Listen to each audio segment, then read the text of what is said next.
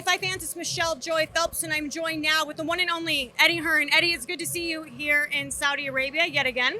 It's becoming like the new home for boxing. Different weather this time. Slightly Very. more chilly. Caught everybody by surprise. Yeah. But yeah, absolutely. I mean, I think historically Las Vegas and New York and those kind of places have kind of been the hub for boxing. I think it's fair to say Riyadh is the new hub of boxing. We've seen every real major fight outside of probably AJ against Dubois land here in 2024 and maybe culminating and finishing the year with the biggest of them all. Is there maybe a big fight on the horizon for Matchroom in the first quarter of 2025? Like any mega event we could anticipate? Where are you going with that? I don't know. I don't know. Why are you giving me that look? I mean, obviously we've got the February 22nd card here. I'm just saying, fight fans, well, including myself, want to Yeah, see I mean- a fight like a big fight at Wembley again soon. Like a Benn Eubank. Is that what you mean? Maybe. Watch this space.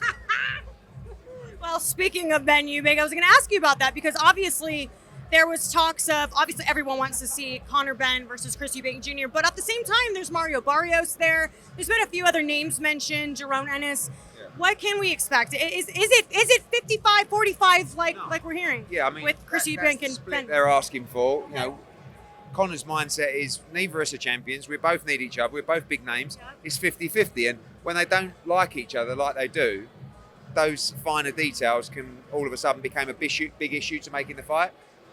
Conor really likes the Marios Barrios fight. It does give him a shot at the WBC World Welterweight title. So Right.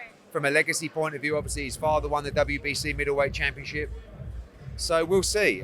For me, obviously you always want to make the biggest fight, which is the Eubank fight. But if we can't make it, Barrios is a great option. So I think in the next few days, we'll probably be starting to make decisions. And hopefully everyone's sensible.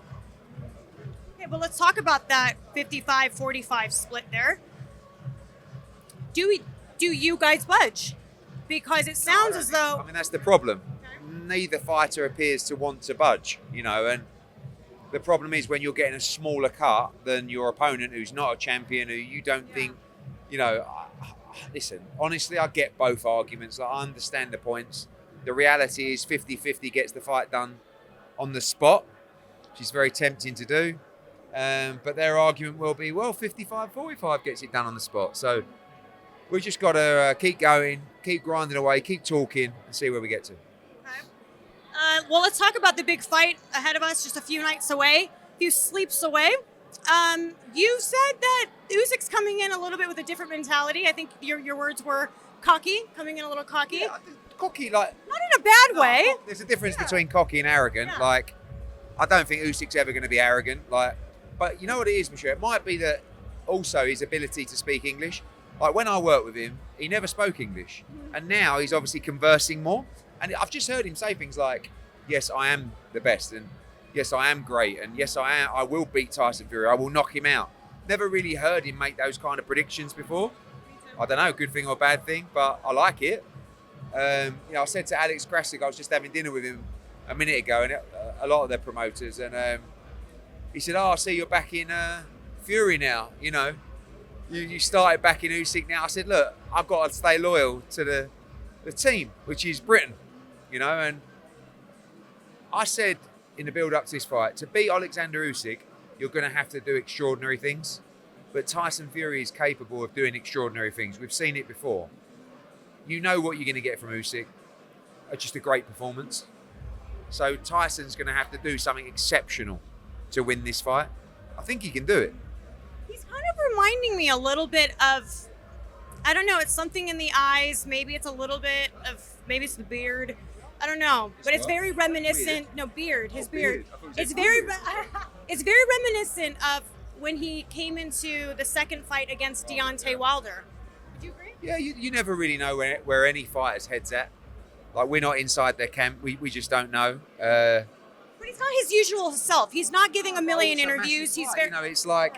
And also, if you look at, before the Usyk fight, Fury's last 4 fights, they weren't really of elite level. Francis Ngannou, Derek Chisora, Dillian Whyte, like the Usyk is such a huge step up from that. Probably his preparation for the first fight wasn't ideal. He got cut in sparring. So you'd hope that his camp was better. He's coming off the defeat. How has that affected him? Has it given him a new lease of life in camp? Has it dampened his confidence? It's all going to come down to Saturday. Like, these guys are so good. It's just on the night performance. Like, again, like AJ against Dubois. We had a great camp. I haven't got any excuses. Just didn't perform on the night. Do you know what I mean? So you can have an average camp, but are exceptional on the night. So it will all be decided on Saturday. Hey, what's up, everybody? It's Marcos here. Sorry to interrupt the video, but I got to tell you about this new boxing app that I've had quite a bit of time to play around with, and I absolutely love. The app is called Boxing Showtimes, and it's a must-have mobile app for every boxing fan. Gain access to complete boxing schedules of fights coming up, see the undercards, personalized reminders, daily news in the world of boxing, and real-time updates, and a lot more. Dive deep into your favorite fighters' records and stats with detailed insights, participate in polls for fights coming up, and connect with fellow fight fans to share your thoughts. The sleek design of it adapts to your style day or night. From buying tickets to finding venues showing the fight, the app has you covered if you're a boxing fan. Use the interactive map, which I think is the coolest feature in this app, to discover bars near you where you can watch the fights live with friends. This isn't just an app. It's the boxing community you've been waiting for. Download now and thank me later. Speaking of Anthony Joshua, is he going to be here on fight night? I don't believe so, no. I mean, it's not really his style to... He always feels like this is Fury and Usyk's night. I don't want to be asked about it. I don't want cameras on me. Oh, what's AJ? What's his reaction? What's this? Like, he would rather sit on his sofa and just watch. Do you know what I mean? So... yeah, he'll be at home for this one, and obviously a keen spectator. Turkey Usyk has mentioned he'd like to see Vladimir Klitschko come back and maybe fight the big guy, Tyson Furys, again in a rematch. What do you make of that? I don't know. I think it's very difficult to come back from, what would it be, 8 years, 9 years? Like, I mean, I know Klitschko's still fit and in shape, but getting punched is very different. Like, I don't know. But listen, he's a great man. He's still in incredible physical condition. He's the man who'll make the decisions, but for me personally, I would like to see him do what he's doing, which is fight for his country and continue doing a great job in that respect. One last question I'd like to ask you about Jaron Ennis. Yes. There were some talks there about potentially facing Teofimo Lopez. Was there any negotiations taking place at some point? Yeah, there was definitely conversations between Matchroom and Top Rank on that. Some numbers were discussed. We had to kind of halt those because our strict instructions for Ennis are, I want to unify. Yeah. And if I can't unify, I'll either move to 154 and fight Ortiz, or potentially we could fight Teofimo Lopez. I like the Lopez fight, but all he wants to do is unify. So we're going to exhaust those conversations with the champions. And if we can't make it, we could fight Lopez or we could fight Ortiz. But you will see, whatever happens, you will see Ennis either in a unification or a massive fight next. Actually, you know what? The follow-up to that was, I meant to ask you, whatever happened to Conor Benn facing Manny Pacquiao? At one point, there was like real talks. It was just really the situation with the British Boxing Board of Control. You know, because that fight could have taken place in the UK. We talked about it in Riyadh as well. Don't forget, the British Boxing Board of Control oversee the events in Riyadh. So they sanction the fights. So it was a difficult situation. But, you know, that fight's not really on the table now. But who knows what the future holds in the sport. Well, I'd love to see Conor Benn back in action, and now he can fight on home soil.